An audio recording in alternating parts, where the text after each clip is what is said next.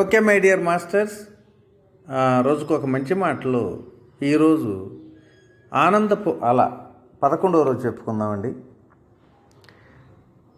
మన జీవితంలో అసలు ఎప్పుడైనా సరే రేపు అనేది వస్తుందా? దీని గురించి ఒకసారి పరిశీలిద్దాం. శారీరక ఆరోగ్యం కోసం చాలామంది యోగా నేర్చుకోవడానికి వస్తుంటారు. మరికొందరైతే వాకింగ్కి, అలాగే ధ్యానం గురించి తెలుసుకోవాలని రకరకాలుగా వెళుతూనే ఉంటారు. కానీ నేర్చుకుని ఆచరిస్తున్నారంటే అది జరిగేది కాదు. ఈరోజు మరీ అలసటగా ఉందిలే, రేపటి నుంచి తప్పకుండా చేద్దాం అంటూ సమాధానం చెప్పుకుంటూ ఉంటారు. మనకిష్టమేం చేయకుండా నీరసంగా కూర్చుంటారేంటి అని ఎవరైనా అంటే, బద్ధకంగా కూర్చున్నావులే అంటూ మన మనసే, అదేమిటి బద్ధకంగానే కూర్చున్నావు లే అంటూ మన మనసే మనం నిలదీస్తూ ఉంటుంది. బాధ్యతారహితంగా ఉన్నాను అనటానికి మన అహంకారం కూడా ఒప్పుకోదు. నేనే సోమరిపోతుని కాదులే, రేపు మొదలెడతాను అని మన అహంకారం మనకు నచ్చజెప్పి వంచన చేస్తుంది. కర్ణాటక రాష్ట్రంలో కొన్ని గ్రామాల్లో ఒక మూఢ విశ్వాసం ఉండేది. చీకటి పడ్డాక అక్కడ దెయ్యాలు, పిశాచాలు ఇళ్లలోకి జొరపట్టడానికి ప్రయత్నిస్తాయట. ఆ భూత పిశాచాలను పారద్రోలాలని ప్రయత్నిస్తే వాటి కోపం వస్తుందట. అలా చేస్తే ఘోరమైన ఫలితాలను చూడాల్సి వస్తుందని అక్కడ ప్రజలకు ఎంతో భయం. అందుకే వాళ్ళు ఆ ఊరంతా ఒక పన్నాగం పన్నారు. ఆ దెయ్యాలకు, పిశాచాలకు రక్తపు రంగు అంటే ఇష్టం అంట.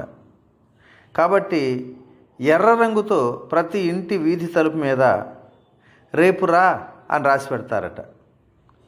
ఆ దెయ్యాల, పిశాచాలు వచ్చి గుమ్మానుకున్న ప్రకటన చూసి సరే రేపే వద్దామని చెప్పి వెళ్ళిపోతాయి అనేది వాళ్ళ నమ్మకం.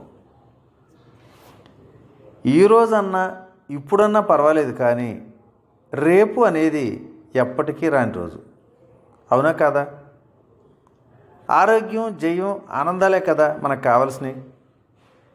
వాటిని రేపు రా అంటే అవి పక్కకు పోతాయండు. జాగ్రత్త సుమ.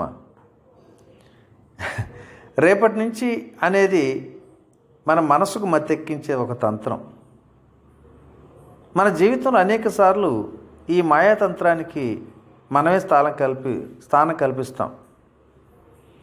చేయలేని వారికి రేపు అనేది ఎప్పుడు మంచి రోజే. రేపు అనేసరికి వారి బాధ్యత ముగిసినట్లే.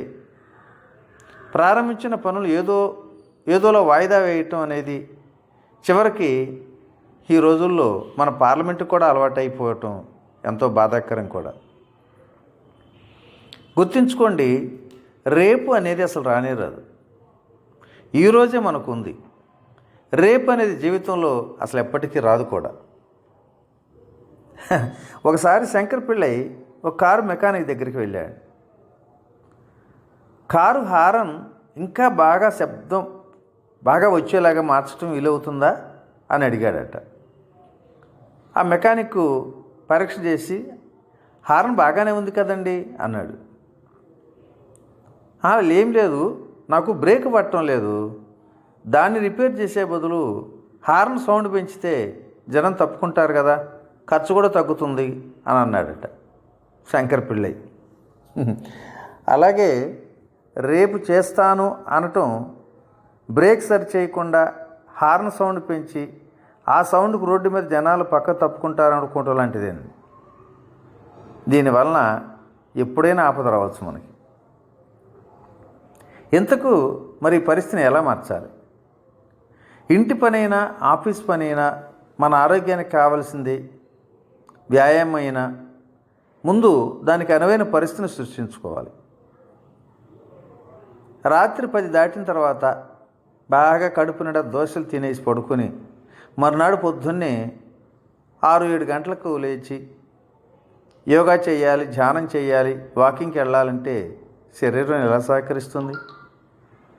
తెల్లవారుజామున 4 గంటలకే మెలకు వచ్చేలా కాస్త తక్కువ తిని చూడండి, తప్పనిసరిగా మెలకు వస్తుంది. వెంటనే లేచి ధ్యానం చేయగలం. అలాగే వాకింగ్ కూడా వెళ్తాం. రా రా అంటూ శరీరమే మనం పిలుస్తుంది. కొన్ని రోజులు కనుక ఇలా చేస్తే ఫలితం తప్పనిసరి కనపడుతుంది. ఇక ఆ తర్వాత మనకి ఎవ్వరూ చెప్పనక్కర్లా. మనసులో దృఢమైన సంకల్పం, బయట అనుకూలమైన పరిస్థితి, ఈ రెండింటిని కలిపితే అనుకున్నవి వాయిదా వేయకుండా చేసే మనోబలం తప్పనిసరిగా దానికి అంతటికి అదే వస్తూనే ఉంటుంది. ప్రతిరోజు ఆరోగ్యంగా జీవించడానికి అసలు ఏం చేయాలి? రోజు కనీసం ఒక 30 నిమిషాలైనా మన కోసం మనకు వినియోగించుకునేందుకు మనం తయారుగానే ఉండాలి. మన అంతరంగం ఆరోగ్యంగా ఉంచుకోవటానికి కొన్ని చిన్న చిన్న ఆధ్యాత్మిక అభ్యాసాలు కూడా ఉన్నాయి. వాటిలో కొన్ని శరీరాన్ని ఆరోగ్యంగా ఉంచుకోవటానికి కూడా ఎంతో ఉపయోగపడతాయి. ఈ ప్రపంచంలో 70% వ్యాధులు మనిషి సృష్టించుకున్నవే. వాటిని నిరోధించగలిగితే అందరినీ మనం ఆరోగ్యంగా ఉంచడం చాలా సులభం కూడా. మన మనస్సు చాలా మోసకారి అండి. వాస్తవంగా నేను ప్రతిరోజు ఉదయం 5 గంటలకి లేచి కాలకృత్యాలు తీర్చుకున్న తర్వాత తప్పనిసరిగా కృష్ణానది స్విమ్మింగ్కి వెళ్తూ ఉంటా. అది రోజు డైలీ కరెక్ట్గా ఎవరో లేపకపోయినా 5 గంటలకి మెలకు వచ్చేస్తుంది. వెళ్ళాలని ఒక ఆతృతతో వెళ్తూనే వస్తుంటా. ఈ మధ్యలో కనుక ఎప్పుడన్నా ఊరెళ్ళు లేకపోతే ఒక 5-6 రోజులు వెళ్ళటం సాధ్యపడకపోతే మరలా ఆ గ్యాప్ వచ్చిన తర్వాత మనసు మొరాయిస్తుంది. లేచిన వెంటనే టైం చూసుకొని అబ్బా లేట్ అయిపోయిందిలే, రేపు వెళ్ళొచ్చులే అన్నట్టుగా ఆ మనసు మనల్ని మాయాజాలం ముంచెత్తూ ఉంటుంది. ఇది నాకు ప్రాక్టికల్గా అనుభవం. సో కాబట్టి మిత్రులారా, ఎప్పుడు రేపు అనేది మనం వాయిదా వేయకుండా ఆ క్షణంలో ఏం చేయాలో దాని ప్రకారం మనం అనుసరిస్తే మన జీవితం ఎప్పుడు కూడా నందనవనమే. ఓకే ఫ్రెండ్స్, మరి రోజుకు ఒక మంచి మాటలో ఈరోజు ఈ సత్యాన్ని విరమించుకుందాం. రేపటి రోజుని మరొక మంచి కాన్సెప్ట్ ద్వారా కలుసుకుందాం.